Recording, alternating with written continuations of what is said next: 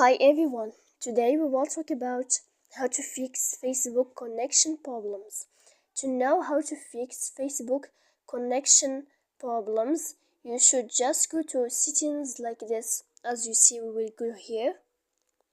And then in this page, you will go to apps, default apps, app settings, as you see.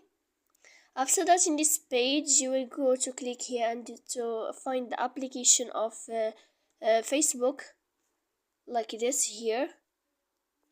And when you will enter here Facebook, you will go to click for stop in down here.